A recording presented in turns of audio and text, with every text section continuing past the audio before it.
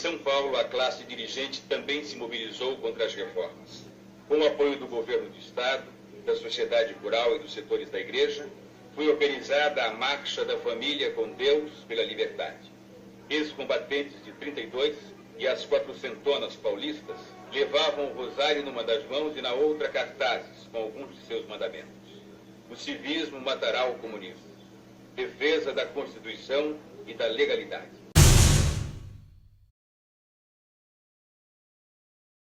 Na época do golpe de 64, é impossível negar a evidência de que massas consideráveis do povo brasileiro apoiaram o golpe militar, né, com as chamadas Marchas da Família com Deus pela Liberdade. Não só as marchas anteriores ao golpe, foram poucas, depois a marcha de consagração da vitória, aqui no Rio de Janeiro, e finalmente, em todo o país, marchou-se até setembro de 1964. Em todas as capitais dos estados, em cidades intermediárias, em cidades médias, até mesmo em cidades pequenas, houve marcha da Família com Deus pela propriedade. Marcha da Família com Deus pela Liberdade, né? O que muitos queriam era a preservação da propriedade, mas isso não entrava no slogan, né? Não entrava no slogan. Então, quer dizer, isso é uma coisa consensual, o reconhecimento de que o golpe foi civil-militar. Mas a construção da ditadura, né, a participação civil estava muito obscurecida. Praticamente não havia estudos sobre isso.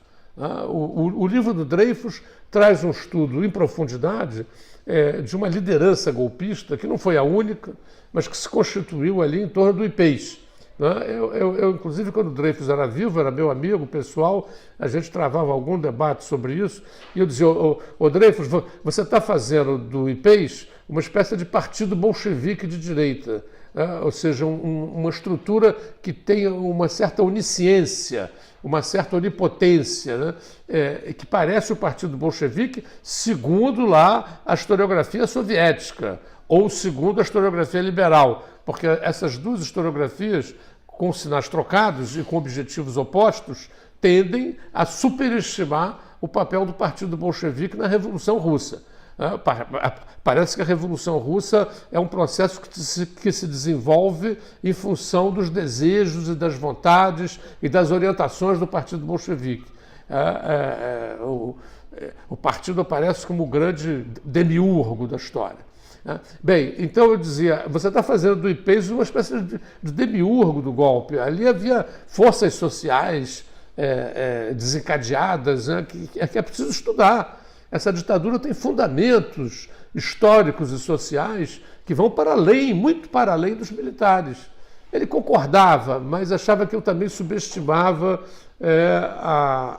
o elemento de liderança do golpe, né, que ele atribuía ao IPES. Embora depois as pesquisas sobre a ditadura vão mostrar que havia vários núcleos empenhados no golpe, não era só apenas o IPES. O IPES era muito bem organizado e soube, a partir de um determinado momento, inclusive, empolgar estruturas centrais do poder, mas nem sempre conseguiu manter o controle delas. O próprio Golbery, que era o chefão, né, o grande coordenador ali do IPES, assumiria mais tarde, em relação à sua própria obra principal, a criação do SNI, né, ele assumiria depois dizendo que aquilo ali virou um monstro, né, fugiu do meu controle.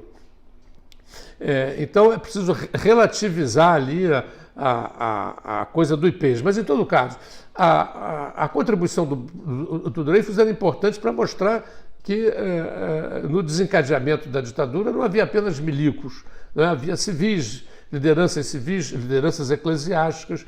E o que eu queria chamar a atenção, né, era para a continuidade dessa participação. Que o elemento civil tinha sido muito importante. Eu jamais pus em dúvida, né, ao formular essa categoria civil-militar,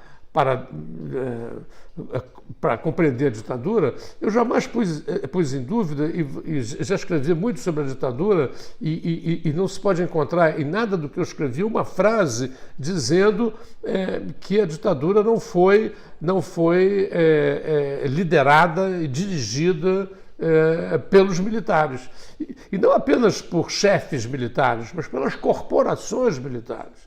A ditadura sempre teve como uma preeminência clara, né, das corporações militares. E desse ponto de vista, pode-se falar em ditadura militar. É correto conceitualmente, né, falar em ditadura militar. Quando eu levanto a categoria do civil militar, é para chamar a atenção para o elemento civil que estava mais ou menos ocultado, né? E é interessante, né, de certo modo até paradoxal, ver acadêmicos que se consideram muito revolucionários, né, protestando contra essa categoria, quando ela foi jogada para baixo do tapete exatamente pelas forças mais conservadoras do Brasil.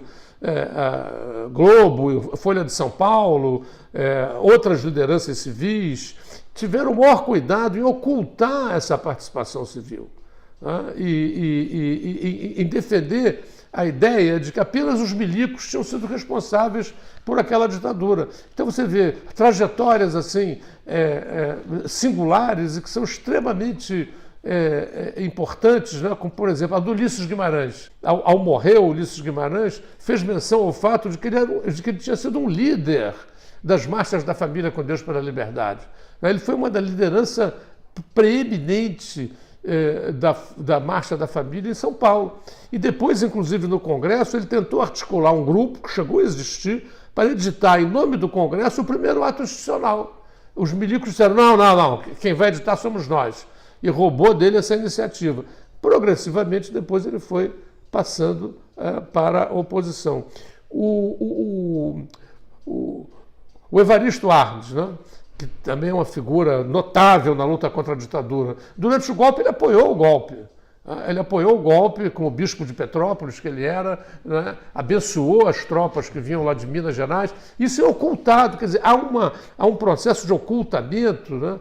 Desse ponto de vista foi notável, por exemplo, as metamorfoses sofridas pela Folha de São Paulo e pelo Globo, né, que tinham sido baluartes da ditadura. A Folha de São Paulo, inclusive, fornecendo as suas caminhonetes para a repressão, para o OBAN, né, e que depois, numa série de metamorfoses moleculares, foram se transformando em baluartes da democracia brasileira. Recentemente, tanto a Folha quanto o Globo reconheceram, né, constrangidamente, né, de tal maneira a pressão cresceu, a sua participação a favor do golpe. Mas isso, nos anos 80, nos anos 90, e até muito recentemente, era profundamente ocultado. De sorte que quando eu proponho a categoria do civil militar, é no sentido de desvendar essa participação civil, que é muito mais uma corrente aí, vem agitando a ditadura empresário-militar, né? Empresarial militar. Não foram apenas empresários. A ditadura foi apoiada por segmentos importantes da sociedade brasileira, classes médias e, inclusive, segmentos populares. Eu sustento isso, é uma hipótese de trabalho ainda, os segmentos populares, porque realmente não há pesquisa sobre isso. Mas eu penso que é necessário fazer a pesquisa sobre o homem e a mulher comuns sob a ditadura, né, para examinar qual foi a atitude, porque chama muita atenção o fato de que a ditadura realmente, além de ter se instaurado dando muito poucos tiros, né, ela saiu sem levar uma pedrada sequer. A única pedrada que houve foi dirigida ao Sarney, aqui já, ele como presidente, né, que levou uma pedrada que quase pegou na cabeça dele e que atingiu o vidro de um ônibus em que ele estava ali participando de um evento no centro da cidade do Rio de Janeiro. Porém, de sorte que você tem uma questão maior, que é desvelar, né, essa participação civil na construção da ditadura, né, na base da construção dessa ditadura. Então você tem na educação, na cultura, na economia, por exemplo, o Delfim Neto. Ele foi o czar da economia. E ele dizia e diz até hoje em entrevistas: eu fazia o que eu queria.